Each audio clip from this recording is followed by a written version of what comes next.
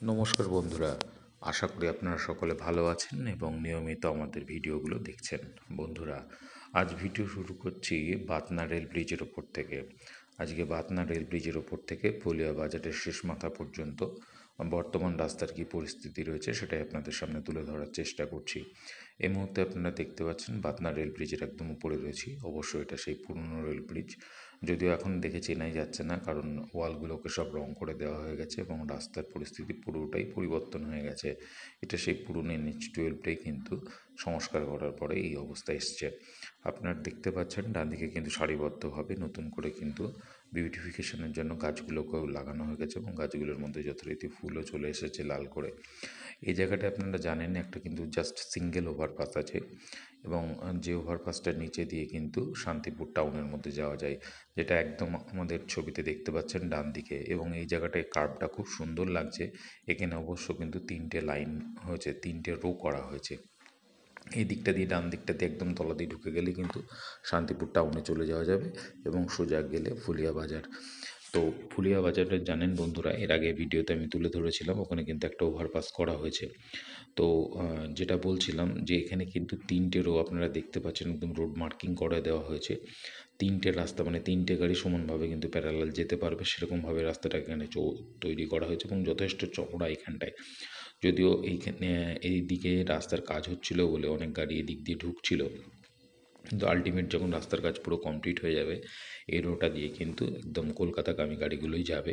সেইভাবেই NH কর্তৃপক্ষ রাস্তাটার প্ল্যানিং করেছে এবং সেইভাবেই গাড়ি চলাচল হচ্ছিল এবং হবেও ইন ফিউচার। আর বাঁ দিকের রোডটা দিয়ে নেমে গেলে একদম ফুলিয়া স্টেশনে যাওয়া যাবে। ওই ফুলিয়া স্টেশন বা ফুলিয়া বাজারের নিচের দিক থেকে যারা ওভারপাসটা ইউজ করবে না বা কলকাতার দিকে যাবে না, তারা যারা ফুলিয়া বাজারের দিকে যেতে যাবে বা স্টেশনের দিকে যেতে যাবে, তারা কিন্তু এই বাঁ দিকের রোডটা ধরবে, এটাই স্বাভাবিক।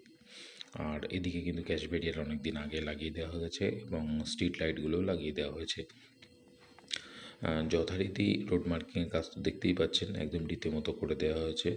এই যে রাস্তায় মাঝে মাঝে এরকম হঠাৎ হঠাৎ কিছু ভ্যান চলে আসে, যেটা এখানে কোনো ট্রাফিক নেই, একটা বিপদের সম্মুখীন হতে হয় অনেক সময়। যাই হোক বন্ধুরা, এগুলো তো রাস্তায় চলতেই থাকে, এগুলো একটু সাবধান দেখে শুনে চলবেন বন্ধুরা। যতটা সতর্কভাবে চলা যায় সেটাই ভালো। নিজের জীবন ঝুঁকি নিয়ে কিছু না করাটাই বেটার, আমি অন্তত মনে করি। তো যাই হোক বন্ধুরা, যেটা বলছিলাম সেটা হচ্ছে সোজা গেলে কিন্তু আমরা ফুলিয়া বাজারে পান। ফুলিয়া বাজারে কিন্তু যে চার মাথার মোড়টা রয়েছে, এখানে কিন্তু একটা ওভারপাস করা হয়েছে এবং ওভারপাসের কাজ কিন্তু পুরো কমপ্লিট হয়ে গেছে এবং ওভারপাসের ওপর দিয়ে যথারীতি গাড়ি কিন্তু আজকে চলছে। আপনারা দেখতে পারবেন সামনে, আমি একদম ওভারপাসের সামনে চলে এসেছি। যদিও আজকে হয়তো মনে হতে পারে যে কী ব্যাপার, উভয় দিকের গাড়ি কেন একই রাস্তা দিয়ে আসছে। ঘটনা হচ্ছে ডান দিকের লেনে রোড মার্কিংয়ের কাজ কিছু বাকি ছিল, তো সেই রোড মার্কিংয়ের কাজগুলো হচ্ছিল বলে আজকে একটা লেন দিয়ে গাড়িগুলো চলছে এবং যে ওভারপাসটা হয়েছে, ওভারপাসটাও কিন্তু একটা লেনে এই মুহূর্তে খোলা রয়েছে। একদম দেখুন ওভারপাসের ওপরে প্রায় চলে এসেছি। ওভারপাসে কিন্তু রোড মার্কিংয়ের কাজ এখনও কমপ্লিট হয়নি। ডান দিকটা দেখতে পাচ্ছেন কিছু গাড়ি, যারা NH কর্তৃপক্ষের গাড়ি, যারা এটা রাস্তার কাজ করে, তারা গাড়িগুলোকে দাঁড় করে কাজ করছে। একদম ফুলিয়া ওভারপাসের কিন্তু উপরে চলে এসছে একদম বন্ধুরা, দেখতে পাচ্ছেন রাস্তার কাজ কিন্তু পুরো কমপ্লিট। শুধু রোড মার্কিং এবং যে দেয়ালে সাদা কালো রং যেগুলো করে থাকে NH কর্তৃপক্ষ, সেগুলো করা হয়নি। ওভারঅল কিন্তু রাস্তার কাজ কিন্তু পুরো কমপ্লিটই হয়ে গেছে, দেখতেই পাচ্ছেন বন্ধুরা।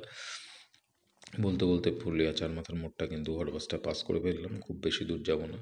আর সামনেই ফুলিয়া বাজারে একদম শেষ মাথা পর্যন্ত আজকে তুলেছি বর্তমান কী পরিস্থিতি রয়েছে, প্রথমে ভিডিও শুরুতে বলেছি। যাই হোক বন্ধুরা, আজকে এই পর্যন্তই। দেখতে থাকুন আমার চ্যানেলে এবং কোনো সাজেশন বা মতামত থাকলে অবশ্যই আমাকে মেসেজ করে জানাবেন। এবং বন্ধুরা, প্রত্যেক ভিডিও যেটা বলছি, আমার ভিডিও হয়তো অনেক বন্ধুরাই দেখেন কিন্তু আমার চ্যানেলটা সাবস্ক্রাইব করবেন না। তো বন্ধুরা, যদি আমার চ্যানেলটা একটু সাবস্ক্রাইব করেন, তাহলে আমরা নতুন ভিডিও বানানোর আরও বেশি উৎসাহ হয়। ধন্যবাদ সঙ্গে থাকার জন্য এবং দেখতে থাকার জন্য আমার চ্যানেল। ভালো থাকবেন, দেখতে থাকবেন আমার চ্যানেল। নমস্কার।